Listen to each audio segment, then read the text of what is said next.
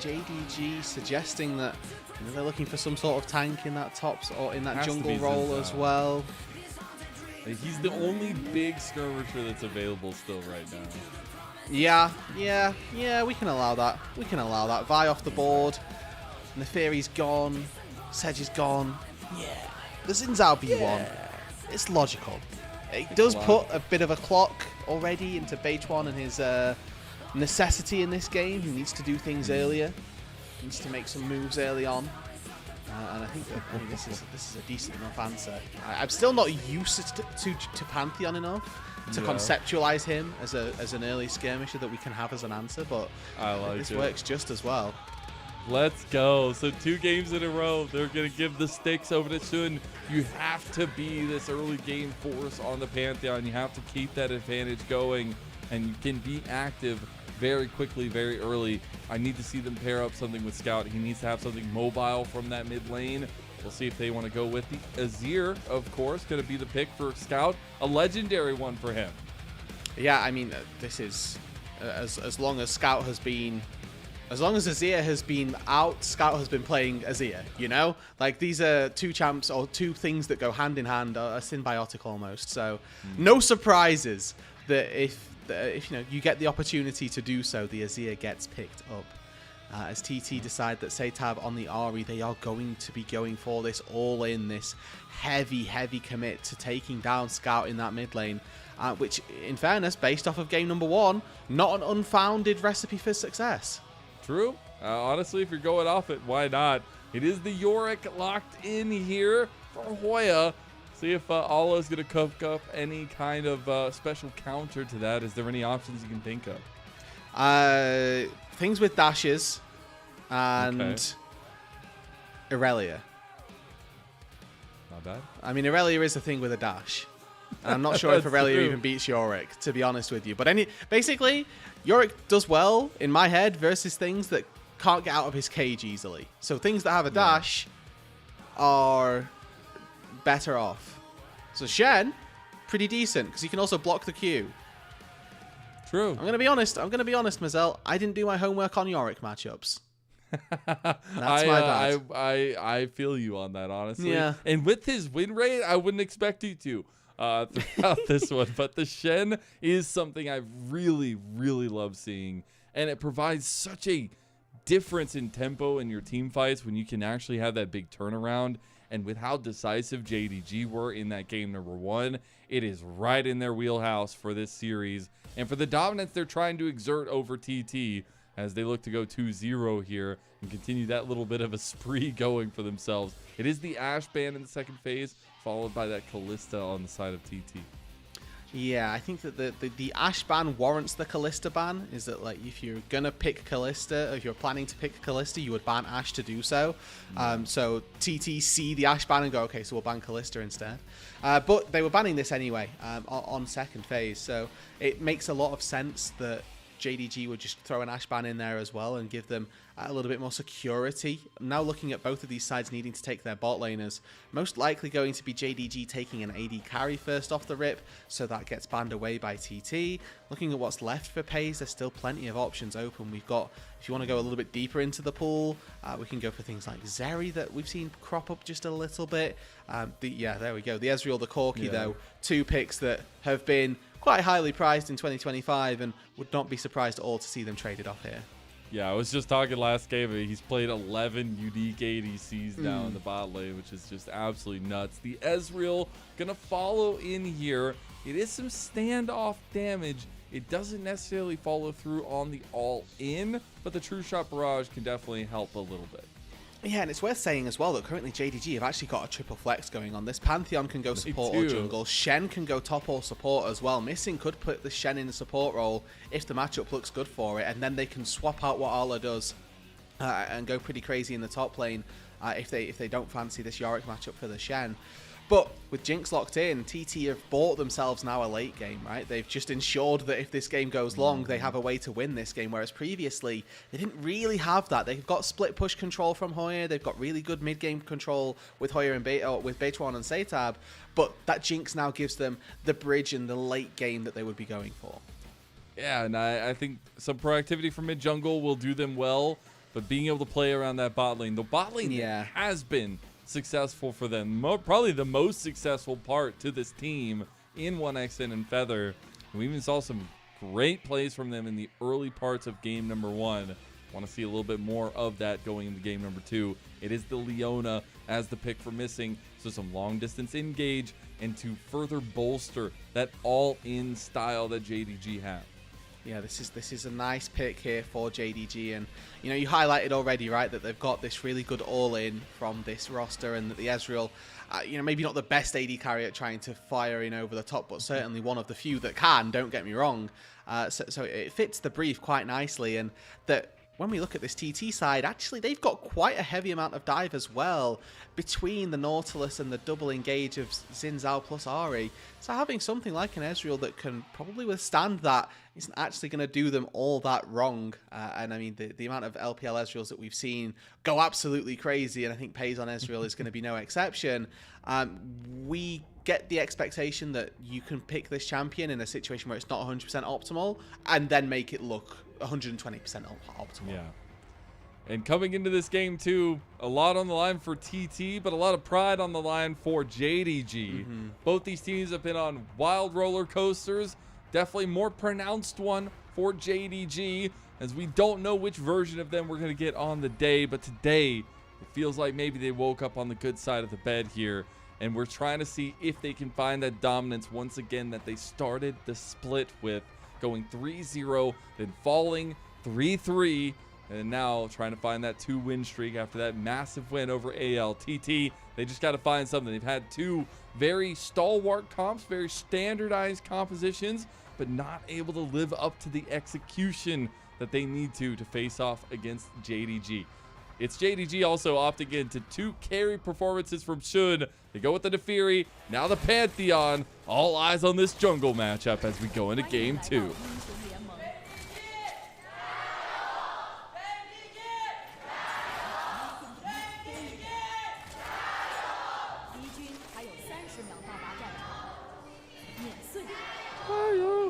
Much better, much better, much, See, much you better. They hear it really like close. It definitely wasn't me cheering for sure. Oh, get the ward, no. Sweep. There you go. That's a dub. Let's go, let's go, let's go. And just like that, JDG have got a gold lead. Oh, rather TT have got a gold lead. Oh no. They may never let it go. They may never let it go. Yep. That's exactly what's gonna happen here. But we're taking a look at this early level 1 here. They're waiting. They have a lot of CC early. Oh my god. Dude, okay. They're going to have to pull off this one. Maybe they stick around for the invade. They will be spotted out leaving the jungle, or at least Shun will be spotted out from that one. He has not been spotted leaving, so this could be something TT play around. I'm saddened that I never got the David Attenborough ex-Nickelodeon crossover where we have Dora the Explorer narrated by David Attenborough, because this was like peak moments of JDG just wandering and not really knowing, for me at least, where they were going, and yet they found themselves with... well, Swiper's swiping right now, bro. That entire bot side jungle's getting yoinked. It is getting a little bit yoinked as 2v2 kicking off hot and heavy in the bot lane. It was an engage from missing early, but still trying to fight over this level 2. An entire side going to be gone from Beichuan, turning into a little bit of vertical jungling potentially here. Yeah, I mean, this was on a ward, right? So they know that Shun has taken this. Now going to get even further confirmation that, yep, your entire bot side jungle is gone, buddy. So either get here to protect us from the dive, or go and stake his top side jungle. No way. A level 2 dive. Shun hasn't even hit level 3 yet. They're just going to go for it. He gets stopped. Oh, no! JDG, what is happening? Oh. Going for a level 2 dive is a play of all time, and they will get away with it, at least, not get anything from it. There's a world where that could have worked. They probably have to sacrifice missing to make it happen. But it doesn't start with Peyz tanking. That was the worst part of it all, is that Peyz just starts off tanking and then all of a sudden they have to immediately abort. And I don't know that TT had fully recognized that that's what had happened, but I mean, 1xN, he's more than fine on the HP department, could have probably just stood and tanked it all and not had to burn the cleanse, but did so out of fear of JDG playing what it appropriately. Should have happened. Yeah, exactly. as they did end up getting pushed in pretty heavily because of that play. Will resort to this first clear just being that vertical setup. Should just be top side focus from TT, bot side focus from JDG. Oh my gosh. The redeploys coming through. Lennon, we're redeploying, but back to the bot lane. No way. We're not lane swapping. It's insta lane swap again. No, it's and this was almost like perfectly nobody really timed. lost out that bot lane early. Wow. Well, we'll take the wins. I mean, there's an entire broadcast. I'm more than happy to see actual 2v2s in the designated 2v2 lanes. Let's see. Peyz and missing. It's on them now. Peyz, where are you going, buddy? Oh, Beichuan gonna find Scout though. Oh, gets the preemptive flash. Scout gonna get knocked up, but it's not enough. The minions there to block SeTab's charm, and that will just be the gank going a little bit awry. Flash is burnt from both Scout and Beichuan. Yeah, again, I think if you look at that on paper, you will always trade jungler for mid laner flash. Now that means that at level 6, SeTab can ulti forward, and Scout theoretically going to struggle to get out to safety. Now, Azir, again, one of those better champions at navigating those escapes more than anything else between the Emperor's Divide and a little shuffle that he can get out as well. Shouldn't be too difficult, as Arla is actually looking pretty confident in this 1 versus Hoya. Dude, Shen is like, we thought Yorick was dirty before, like in that little micro moment where he actually was important, but then he stopped winning. Shen is the real deal. Like, Shen does a massive amount of damage. It's actually ridiculous, but his utility in the team fights and things is also just so crucial. And I love that Allah is the one picking this. A guy that's typically cooked in the top lane. Usually pair him right alongside Shanji there. But it is the Shen coming through for him to put a little bit of enunciation on what he brings to the team fights, what he brings to the table for JDG. Yeah, and I think that with what he's so far been bringing to the table, they can be pretty happy that he's got some options. But looking at how this game in particular might look to play out, we highlighted the fact that TT have actually got options for the most part of this game. They've got this really nice bridge into the mid game between SeTab and Beichuan, and then Hoya on a split push, 1xN on this carry late game on the Jinx. But what does that compare to when it look at JDG or Holding? SeTab's level 5. He is. Scout trying to hunt him down. The rest of JDG making the roam up for the grub play potentially are going to force SeTab out of his lane. He did just TP, so luckily he doesn't lose a lot of his health bar, but did already have that lane swap coming through from TT. So potentially TT looking for more grub action here like they did in game number 1. They could just start it up here. And it looks like this is going pretty well so far for TT. They force Peyz and Missing to go the long way around, back up to that top side, and 1xN's actually quite far ahead of Peyz in terms of that experience. Went in for the cull buy to begin with, so he's quite happy to sit back, scale into that mid to late game nice and quickly. He's working on that Yuntal as the first item of choice, and you can already see just little bits of poke landing, getting a good chunk down onto Peyz. The slingshot, probably one of the worst 600 gold items that exists in the game. But when it does get a spell, you do get a nice little bit of bonus damage. You do. I will just say, though, in the state of the game, I know we're still early, but I need to see Shun getting active. He's looking topside now as well, as they're going to go for the engage, missing, waiting to pull that Zenith Blade, waiting to get the target right in target eyes. So he used Zenith Blade, and Feather caught it immediately. So the Zenith Blade landed onto 1xN, but actually Feather just hooked him out of it. Love that Dredge line play from Feather. Again, this JDG Joy Dream bot lane, championship bot lane in 1xN and Feather. And now able to find a little bit of promise on TT. This start coming back together after being, I guess, deconstructed as their debuts came into the LPL. But it's nice to see them functioning well. And again, they're key pieces for TT. We're getting a 1v1. All might just lose it now. I was just talking about the Shen. It is going to be pretty even. Shun looking for more action. Yeah, not quite level 6, so can't just immediately beeline it into that bot side where Beichuan actually seems to have accrued quite the massive CS lead at this point. I was thinking that Shun is a little bit further behind than he should be, and he's actually two levels down on the Xin Zhao. So that level 3 dive, or maybe some other consequence of this, found a lot of crowd. Pushed into the turret as he goes for the stun CC. Beichuan taking the turret, but he goes down. It will be Scout joining him, though. 1-for-1 trade. First blood did go to JDG, though. No, but I think that, honestly, First Blood doesn't have that extra bit of gold, so the bonus to it, I'm not particularly sold on. Like the position of mid lane right now for SeTab, and like the idea that he's actually going to get a little bit more experience. They deny Scout once again, and remember, it's about how your carries look in this game, which determines probably who's going to come out on top. And at the minute, SeTab has a decent lead over Scout in that bot lane as well. 1xN has a good experience lead over Peyz. It hasn't manifested into gold just yet, but experience is very important as well. So making sure that those two things can continue, I think is a good route to success for TT. Highlighted that they're scaling not bad if they rely on the Jinx, but I think the JDG as well, when they rely on Scout moving into this late game, they can have a boatload of scaling as well. And you already highlighted the Shen a little bit, Mazel. I want to talk specifically about maybe one of the more undersold features of Shen in the Spirit's Refuge versus a Jinx. Trying to get a reset as this Jinx might well prove to be quite difficult if you auto into a no-auto attacking zone. Yeah, and Allah is going to look to have that big influence in the team fights. I will say, looking at the lane states right now, pretty hefty advantage developed by SeTab in the 1v1 lane matchup. Like 20, just hovering around that 30 CS mark as well. A little bit of an advantage, about 20 CS, or at least a big advantage for Beichuan in the jungle too. So TT are starting off this game number 2 in a much better position, as we're going to have Dragon not even started up in time before the next spawn of grubs comes up in about 45 seconds. And I wonder if JDG are willing to give another grub again. Yeah, so I think that the next breakpoint that we're looking at is 1xN and whether or not you can grab that BF sword.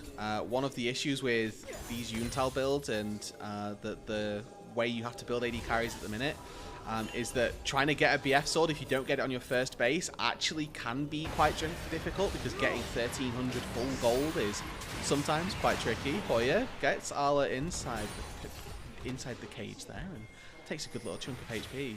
But as long as 1xN comes out of base with either Unital or BF sword, they'll be happy to take a fight. If not, it could be them feeling a little worse for wear. It's actually pings coming around the Dragon from TT. SeTab setting up in the jungle here. At least in the river side of things. Soon gonna dodge out. That will be the charm down. Missing, getting engaged on now by Beichuan. Feather coming over. That's gonna be the preemptive flash from Missing. Make sure he doesn't get in any more trouble there. Should just be the Dragon going the way of TT. A charm connect from SeTab. And Scout chunked pretty heavily, but it will be 1xN and Beichuan already on the Dragon, and it's already going down. So another game of full early neutral objective control from TT.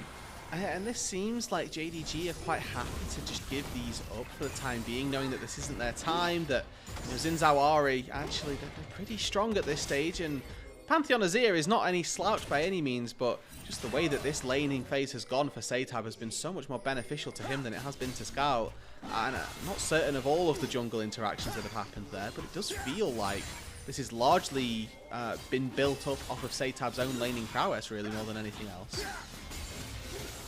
Feels really good, especially after that last game where both mid laners having some trouble getting off the ground running. This time around, though, it was a 5-1 trade in Grub's last game. Don't think it's going to be nearly that this time. Full-on Grub again coming through for TT. That, plus the first Dragon going their way also, plus 4 minutes now for them to set themselves up for the second is a pretty good look, without putting anything else on it. Peyz gets caught. SeTab with the flash play, the charm, and TT. Nice. They find 3 kills now for SeTab in this early game, and he is off to the races on this Ahri.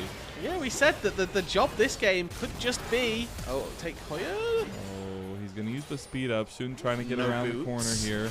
Going to flash, going to get the CC, going to get the chain. Hoya healing up a lot, though. It's going to take a little bit more, but the execution is enough. Down the bot lane play. Scout by himself. Should be okay for now. Has the Emperor's Divide. Did just burn his flash. He just burned his flash. He won't have that available. Stand united. Can JDG stand strong enough as Beichuan gets caught out? Yeah. And that Emperor's Divide is one of evisceration onto TT. They lose out on the play on bot side. Yeah, Beichuan had the idea to go for it. Feather and SeTab recognized the second that Stand United is called that there's no way for them to get that kill. And I think that Beichuan going for it anyway. If he was on the wrong side of the turret, then he's not really got a way out either way. But maybe they could have taken a better fight as a 3 versus 3 after the fact.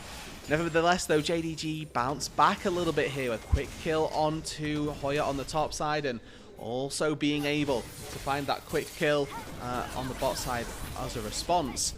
Like this initial opening from SeTab, it's just a really small ulti. It doesn't have the greatest distance, but flashes out of the Zenith Blade as well. Catches Peyz on the snapback. Double ulti, double kill. Nicely done. We just don't stop fighting. Missing now, in trouble on a SeTab. Gonna get charmed, under turrets. Missing, nice. Gonna go down. A solo bolo for SeTab, who now is 4-0, hovering around that first 1.5 item mark as well. Yeah, I mean, he's popping off, right? This isn't your vegan Ari where you go for the Rod of Ages, spend 20 minutes grasp farming and waiting for my 3rd item to come through. This is Malignance into 8 stacks on the Dark Seal already, so he's here to party, he's here to play, and with 1,300 gold in favour of SeTab and in favour of 1xN as well, actually very comfy with this position for TT, and JDG, they may have slightly better scaling as they get later on into the game, and I mean, it's slightly better just by nature of the fact that there's a Jinx on the other side, but if they don't ever get a chance to scale, then what does it matter? Yeah. But it's also just so cool to see SeTab stepping up again. He's a really new face here in LPL, and now he's going to get even more resources given his way as he picks up another kill.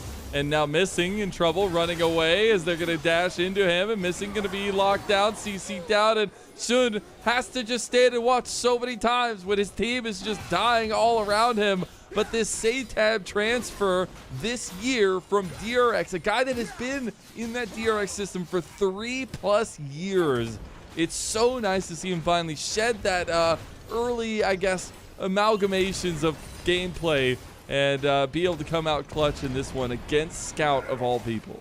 And this was a series that we were hoping to see Scout return to some sort of dominance, or at the very least have a bit of a mammoth series where you can just kind of put SeTab in the dirt, have a great little series of things, and not really struggle all that much. It's been anything but. Oh my god, they finally get the combo off. Shun gets another kill. That'll be his 3rd of the game. Just been looking for any entrances, but has been caught lacking a lot of times here already. Still, though, SeTab going to TP up top side, use this movement speed, try to find out Ala. Ala got scared. He goes ahead, stops his back. JDG won't be able to do anything about this Rift Herald spawning on this top side. SeTab, last second, not able to stop Ala. He will TP back to try to save the turret. Yeah, Missing's on his way up here as well, but there's nobody to answer this bot side turret. Hoya going down gives JDG an advantage on the map, and it's these small plays which are just giving you that little bit of hesitancy, right? Game number 1 was pretty similar to this, to be honest with you, where JDG falling behind early on and TT weren't really able to push that lead like they had, or that they had at all. So we're waiting now to see if they can do a bit more with this advantage that they've got. It's a bigger advantage, but Titanic Hydra Shenna's just 40% HP'd SeTab, so that's not good. Not good, not good, not good. It's a little bit of a sign of the time. It's going down. Peyz, max range dredge line from Feather. Who's going to get the Arcane Shift away? The Rift Herald goes the way of TT. And something I'm loving here, Emperor's Divide from Scout, just as I want to talk about him as well, as Hoya is not going to be there. That was the Stand United used, but the charm from SeTab stops it up. Yeah, perfect. And now TT get to respond in the mid lane as well. That's a big commitment of 2 ultis that they aren't going to have for any form of defense here. There's a Drake that spawned as well. So if TT want to turn their attention down to that bot side, they're going to have a massive advantage in terms of combat power as well. SeTab did have to expend his ultimate, it looks like, on that top side, whether that was to defend Hoya with the charm, or whether that was just as a bit of a banter thing. We will wait and see. But either way, TT looking pretty darn good in this game and pushing that lead a little bit further. They've 2 Drakes to the good, complete dominion over the neutral objectives for now. And again, not like their composition scales awfully as we move later on. They're going to have a very fed Ahri. They have a Jinx who's quietly whittling away a decent gold lead over the Ezreal, so they can be quite happy with the position they're in this game as well. The fact that SeTab's already on 2 items, going on to his 3rd as well. Might even be thinking about getting that Magi's, because he's looking on his Scout now. And something I was going to say before all that chaos kicked off is I love what Scout is doing here. This was the bread and butter when he was at his best on LNG. He would just farm up the side lane, and then once he was strong enough, come to the fights and absolutely handle business. But you look at the lead right now for SeTab, and he's the one dictating the map state by this mid lane. And I love to see kind of duality performance from that game 1 to game 2 for TT. Yeah, SeTab's the one handling business. His Google Calendar is stocked up, ready for like a week full of corporate negotiations, where Scout is just like gardening leave, right? Like, this guy is vibing for 20 years, and we'll wait to see whether or not he can show up in those team fights. But game number 1, SeTab had Scout's number. Game number 2, so far, it's not been a case of SeTab having Scout's number necessarily, but more so that SeTab has just been around the map and doing more than Scout in every facet. Which is wild to say. Scout wants the highest of highs, trying to get back to that precipice with JDG. SeTab, this is a chance to get caught out. He walks in, he doesn't know where they are, he feels like somebody's around. Allah had walked all the way right back around. Will be a push into the enemy jungle by SeTab. He's being really ballsy with this, I'll give him that. But Shun is right around the corner with this control ward. He starts up the red with Beichuan right there. Feather also around the corner, and 1x in, hovering from mid lane. That'll be easy secure of the invade by TT. Just get a little bit more for their adventure into that topside jungle. I think this is a really good play from TT. So frequently you'll see teams be able to take those tier 1 turrets and then sort of struggle and fumble around what they can do next to extend their advantage. But it comes from plays like that where you just walk in, take away the enemy's topside jungle, and now all of a sudden Juna's got 3 camps on his bot side to clear, and then he has 2 minutes of homelessness where he doesn't have anything to do on the map, so he's forced to try and make plays. And when you're behind, it's so much harder to make those plays successfully.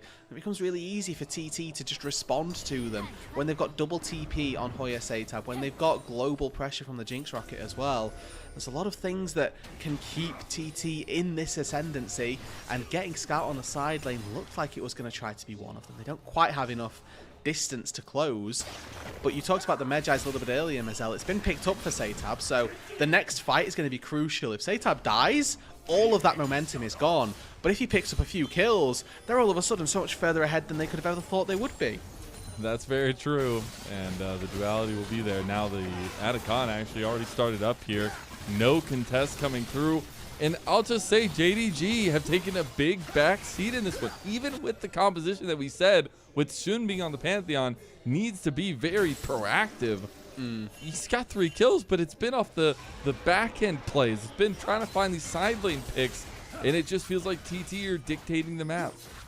And I do want to say as well, right, we've been highlighting that Scout's scaling is really, really solid, but I do think that access to this Ezreal is going to be pretty difficult as we move later into the game. SeTab, though, he is isolated at the minute. Oh, really good buffer there. Scout tries to preempt it, he misses!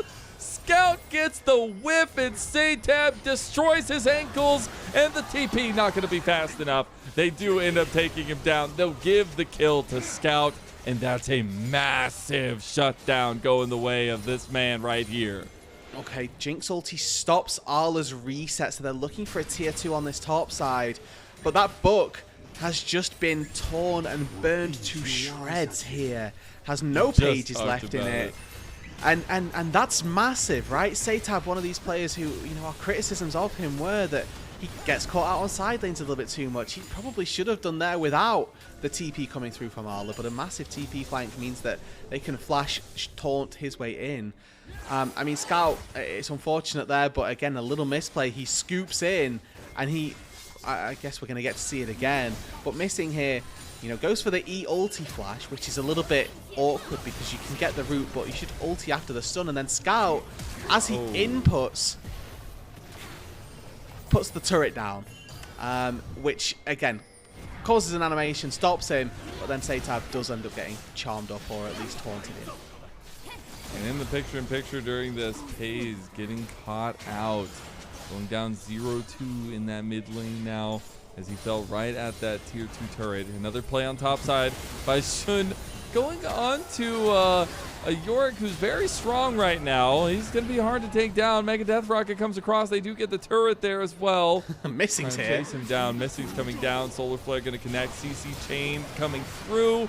And an easy pickup from JDG in the side lane. But how much is enough at this point? I mean, it feels like TT are grabbing up so much real estate on the map. Yeah, I mean, I'm really happy that your Shen is 1,200 gold ahead of the Yorick, but my Jinx is 2 items. Your Ezreal is fair enough, 2 items as well, but the 2 items on the Jinx are terrifying. And I'm scared for how that looks to play out. Maybe Arla can one-shot the Jinx with this new Shen buff that I'm not familiar with, and like maybe genuinely maybe that's the thing between Titanic plus the pull-through damage from the Q.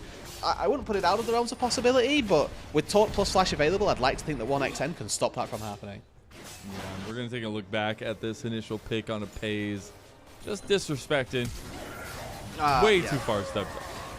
I mean, he's missing 2 turrets in the mid lane, and he's trying to farm the mid wave on a neutral state. That is, as you mentioned, a little bit too far forward. SeTab, I want to quickly call out that he kept the book, which is a big play for him.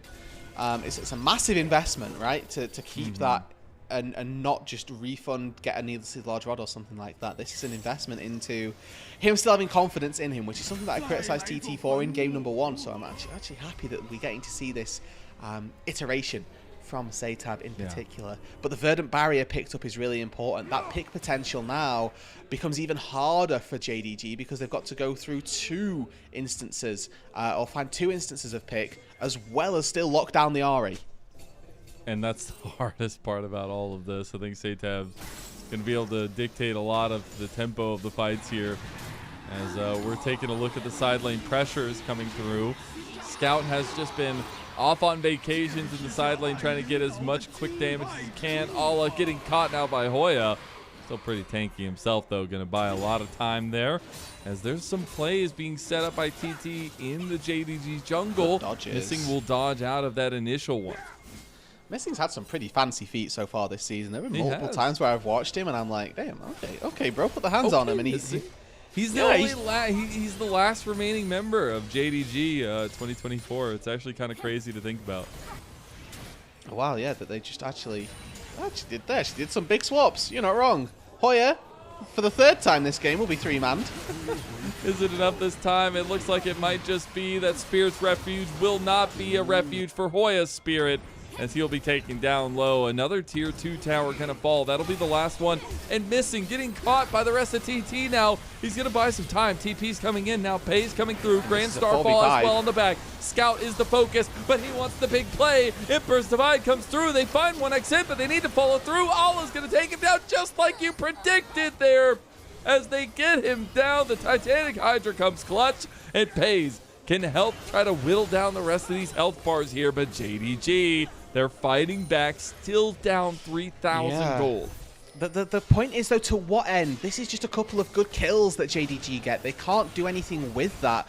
And they did lose their top tier 2 turret for this as well, so there's a lot of gold still actually getting into TT, even though there were a lot of shutdowns picked up. That whole sequence of events was net neutral for these 2 sides. I think JDG probably closed that gap by about 200-300 in terms of gold that they were able to farm after the fact. But in the fight itself, they're able to take down 1xN through Flash, through Cleanse. It's worth saying. So Jun doing a very good job here. And, you know, we're starting to see some of the issues with a Jinx here is that if you don't have that peel, don't have that support, a Jinx at 3 items, there's no point trying to kite a Pantheon. You should just sit there and right-click, see if you win the stat check. And unfortunately, the odds are you don't. I feel like we're getting another iteration of the JDG. Let's see how far I can almost lose before trying to win. They've literally given up 100% neutral objective control. The Atacant, the Dragons, all 6 scrubs, the Rift Terror. Like, it is dastardly that they are still even close in this game. But yet they are. 20 seconds on that soul spawning for TT. Now, they might just say, hey, you know what? You can get your first neutral objective. Guess what? We'll take our bigger one. And they can. They have that power. Now they've already swept out all the vision. Blue Ward is going to spot that they're not actually doing the Baron just yet, and probably gives a little bit of time if they just send scouts. The play. They actually do get Missing about half health. but it's going to be the Spirit Rush used by SeTab. Flash is going to be burnt there by missing, so he's not going to have that extra length of engage, but the Dragon started up by Scout. They won't pull through with it because they're worried about the Baron going down to TT. Yeah, I mean, Scout, any damage that he takes is going to stick, right? Not somebody that can heal it up. I might have liked to see TT start this a little sooner. Arla's going to spot this out now, so now the jig is up. 10,000 HP. Nobody started the Dragon from JDG, so it is just a 5v5 to stop the Baron. Oh, TT getting a little dicey. Ala is in there. Grand Starfall in. Shun in the pit. He's not going to survive long enough. He goes down, and 1xN is getting decided. Missing goes on the back. What about the Baron? It's not there. Baron goes down to TT. 1xN falls. Scout is not enough. SeTab sits him down at TT. They're taking away with this game. It's looking like we're going to 3. And we wouldn't have it any other way. JDG struggle around the Baron, and ThunderTalk come up clutch. 1xN able to stand and deliver in the pit, just firing away, knowing that at some point he's going to go down, but he's going to do everything in his power to take some people with him. He takes 4 people into the grave. Hoya now with the Baron at his back, Yorick's best friend. He's got the Maiden by one side, Ghouls on the other, and a Baron buff to help him out. The inhibitor itself may just about stand tall. But JDG, they are now backs thoroughly against the wall with a Baron and a Soul to fight against. Yeah, I think we're getting the answer. You can't give literally every single objective on the map and still expect to win fights. And JDG finding that out the hard way. They just desperately try to force themselves into this situation. Yeah, and it's really good peel this time from ThunderTalk. Last time out, 1xN got left in no man's land and was isolated, got taken out. This time round, he gets a little bit of support. It's actually nice to see that there are Flame Chompers on the ground that block Arla, that everybody else from ThunderTalk also kind of turned and stopped people from getting access to the Jinx. And, you know, it looked to the world as though 1xN had sort of given up with that fight. He just sort of stood there and right-clicked, but you just realised that there was no other place for him to go. It was all the options that he had, and it was nice that his team actually backed him up in that endeavour. Bot lane push coming through from TT. How about 4,000 or 5,000 gold up. Looking for the final inhib turret in the bot side. Still the one in top side as well. So what I will say, Mazel, is that if this game doesn't end off this Baron push, it becomes, again, a little bit scarier for ThunderTalk. Yes, they've got this, what will be 4-item Jinx, but if they don't end off this Baron, there's going to be an Elder Flip at some point. There's going to be that scary 50-50. So TT, time is now. Soul's at your back, double inhibs down. Peyz just used E.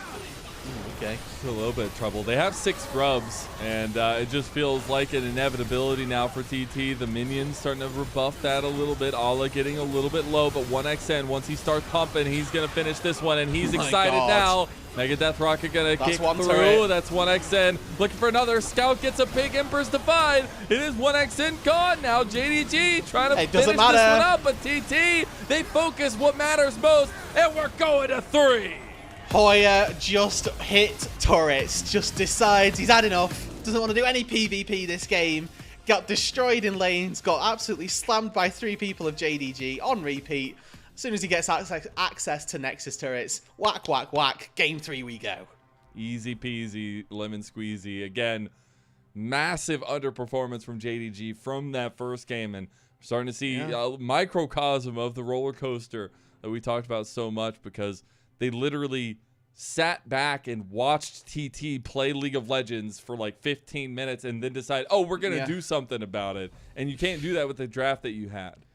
Yeah, I think that they could have maybe tried something at any point, and it would have been better than that. The punishing of the Yorick was ultimately in vain, which is what we got to see there. And they didn't really put their eggs in the right basket at all. Jun had a mammoth performance in game 1 on the Neferi, wasn't quite able to replicate that on the Pantheon, but I don't really think that was to his discredit. It's just that the whole team didn't really get rolling in any sense there. Yeah, it's difficult when all the pieces around are also falling apart. And SeTab, at this point, the better mid laner in this series, over Scout, which is absolute insanity to think about. And in this one, it wasn't even close. Like, it literally wasn't even close. He had 30, 40 CS down the entire time. He was constantly pressured. You can go put your head in the dirt in the side lane all you want, Scout, but it's not going to change the fact that SeTab has had a really strong performance already over him today. So want to see that picked up from JDG. And I think for TT, you can be very proud you're able to kind of turn around that performance from game 1 into a game 2 victory over JDG. Yeah, I mean, they should be as well, right? Like, I was coming off the back of that thinking, well, TT, that was your one game you were going to win, but they actually replicated their successes of game number 1 exceptionally well. And I mean, off the back of SeTab and his movement around the map, the early pressure that he was able to put down on Scout bled into the rest of the map, and it didn't really matter that we saw Jun, Pantheon ulti top 5 times when the rest of the team were just cleaning house. Yeah, I mean, you give SeTab like 5 kills to start the game, and you're just sitting there like, what happened? How did that even happen that early? And it was an early lead developed throughout the game into a bigger lead, and TT able to just kind of execute all over the map on those neutral objectives. I think that was the most impressive part, is they just forced the hand of JDG around those time and time again. Yeah, and I think as well, maybe one of the more unspoken of underperformances in this game, probably Peyz on the Ezreal, to be honest. Didn't really absolutely feel like he had any impact whatsoever, and getting caught by this charm, that's not the big deal really. It's more so the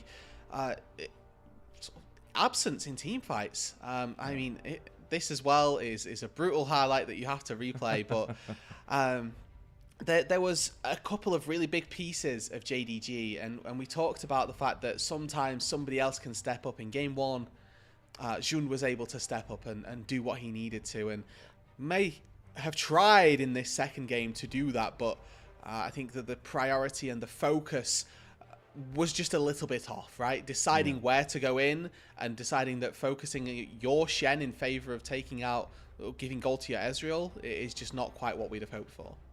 Yeah, and consistency is not the thing that JDG can hold near and dear here so far this split, and we get a little bit more of that here, and it begs the question of what version of these teams we're going to get in game number 3 as we go the full distance. But now, more importantly, also, who gets MVP for that one from the side of TT? Like, does it has to be SeTab, right? Yeah.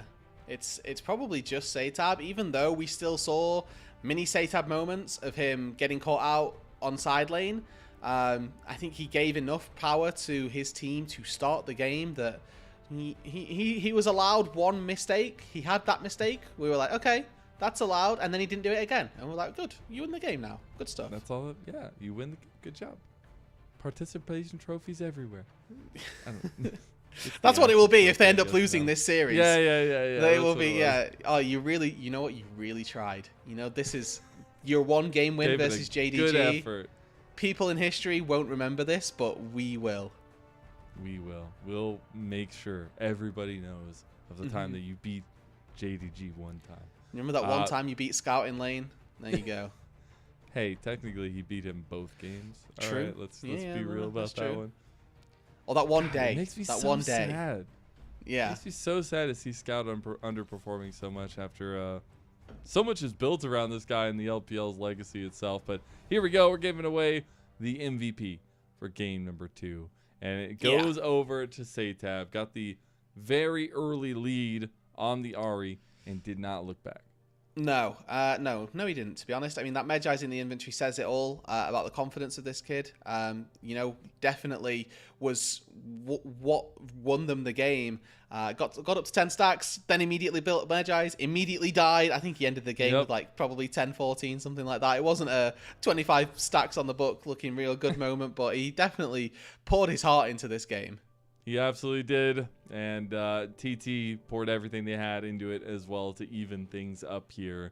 But they still have to take down JDG all the way if they want to get a win. And JDG need to find out what the hell happened to game 2 and why it was different than game number 1. We'll step away for a little break, and we'll be back for game number 3.